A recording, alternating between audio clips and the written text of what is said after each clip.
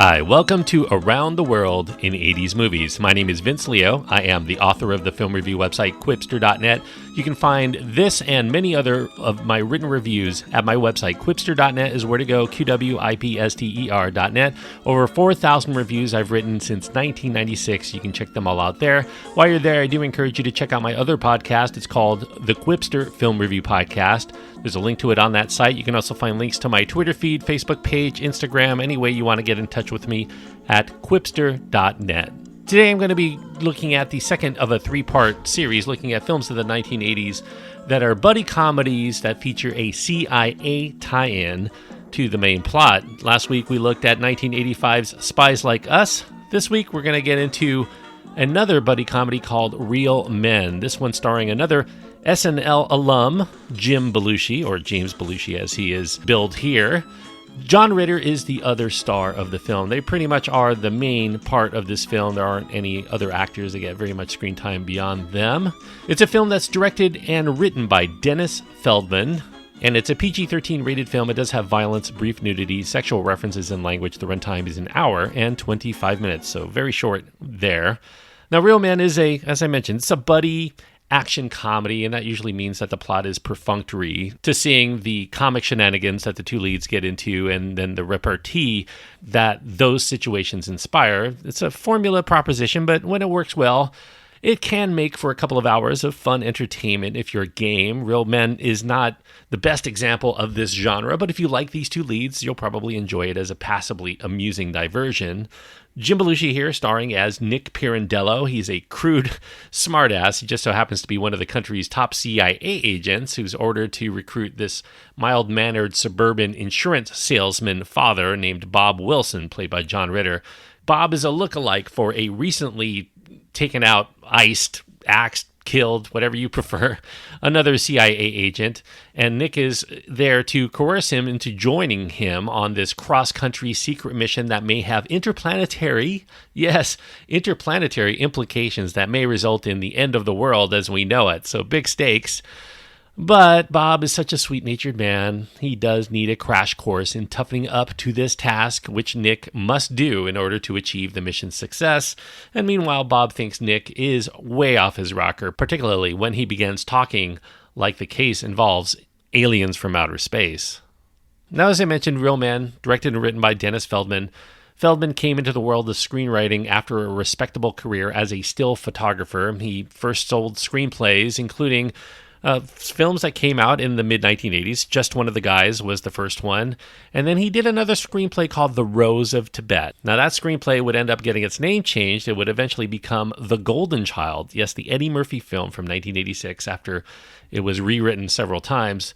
Feldman had the option here of directing his own screenplay, which would not only mark his debut as a director, it actually would end up being his only attempt in his career. Although Real Men did receive mixed to poor critical write-ups at the time of its release, it did score with audiences during its test screenings enough for them to think that they might have had something relatively decent on their hands. However, the MPAA initially slapped Real Men with an R rating, and that caused the producer, Martin Bregman, to order re-edits to the film to get it down to a PG-13 level, and he also wanted them to tinker with making the characters a little bit more defined, so that caused a little bit of editing to the point where there are some moments in this film that don't quite make a lot of sense because there were things that were taken out, resulting in that very short 85-minute runtime. Now, Real Men did not get very much of a distribution from the struggling studio United Artists at the time. United Artists were still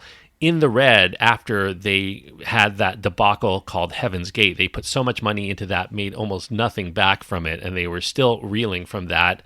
It was released theatrically in 1987, but just barely. It appeared in only 140 theaters, and it was only regionally in 3 particular states. It only was released in Texas, Oklahoma, and New Mexico, and it subsequently only grossed, because of it, only $874,000. Didn't even make $1 million at the box office.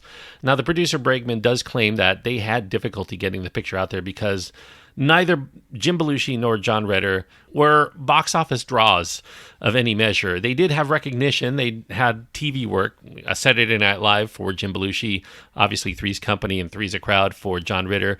but they weren't really known for their films, at least at that moment in their career. Belushi did actually gain quite a bit of popularity through this period of the 1980s, though, at least for a few years. Nevertheless, Real Men would earn a small but loyal following when it was shown on television. On repeated cable showings, it became a favorite for those people who took it in. The madcap sitcom antics felt more at home at home. This is a cartoony kind of film. It rides high off of its own loopiness, and it really is absurd. I guess you have to be somebody that relishes these qualities. I mean, it's willing to continue to subvert expectations by garnering laughs at just how gleefully stupid and random it's going to go in all of its places. You have scenes here like Bob, John Ritter here, being seduced by an older cougar played by longtime character actress Diane Thorne in Nick's mother's home. Barbara Barry plays Nick's mother. That cougar is later revealed to be Nick's father after having gender reassignment surgery. I don't think it's really funny because it's witty, but it's so stupid. You practically have to laugh. Now, there may not be very much chemistry between the two stars per se to wish that they would have made a lot more films together, but I do think they get their chances to shine in Real Men individually. Both actors do their fair share of mugging to try to get laughs, to be sure, but the inventiveness of the screenplay and the perpetually changing situations do manage to offer some very funny character moments that will likely grow on viewers who are open to them. If you're not expecting nonstop hilarity throughout, it might be hard to imagine Jim Belushi, who seems to be channeling Bill Murray in his delivery here, as the kind of guy who all women would find irresistible, or that John Ritter would seem like the wimpiest and dumbest guy around. But in the context of Real Men, you just kind of go with the flow of wherever Feldman deems them worthy to go. And it does reap a few good laughs. Now, funny sequences abound, such as an action sequence in which Bob gets involved in this shootout. He's convinced by Nick that he has the power to kill just using his index finger as a gun. There's another scene there involving an attack by a bunch of CIA agents who've gone rogue while dressed like a gang of clowns. And there's also this recurring joke. Nick gets kind of a soft spot in his heart for this world-class dominatrix. The two leads actually begin to learn from one another in terms of their outlook on life. They rub off on one another in that way. It's silly, it's surreal. Real Men, I think, manages to be a comedy that will likely, as I mentioned, grow on many viewers who are willing to tune in to its totally preposterous wavelength.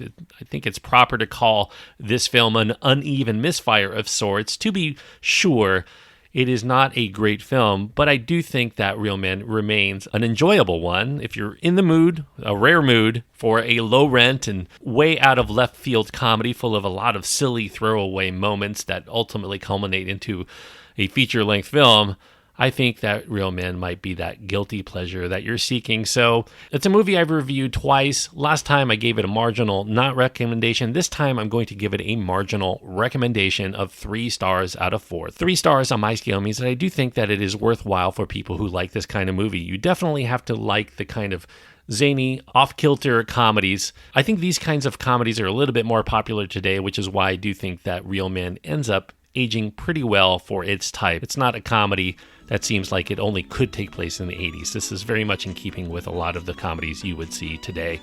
So 3 stars out of 4 is what I'm giving Real Men. Thanks everyone for listening. I hope that you enjoyed that review. If you have your own thoughts on Real Men, you can find my contact information at my website. That's at quipster.net, QWIPSTER.net. As far as what I'm going to be covering next week, I'm going to stay in the same year of 1987 for a film where, well, I started off this film in which there were 2 men who were in the CIA. In this last film, 1 man is in CIA. This film I'm going to be reviewing next week, the 2 buddies in the buddy comedy are neither CIA agents nor men. They are Shelley Long and Bette Midler, and they starred together for an uproarious comedy from 1987. I have not seen this film for a very long time. I don't even remember what I thought of it, although I do know that a lot of people do enjoy this film to this day. It is called Outrageous Fortune, a film by Arthur Hiller back then. I'm looking forward to getting into that for next week's episode. Outrageous Fortune, if you want to keep up with the movies as I get to the reviews. And until next time, thank you everyone for joining me on this trip around the world in 80s movies.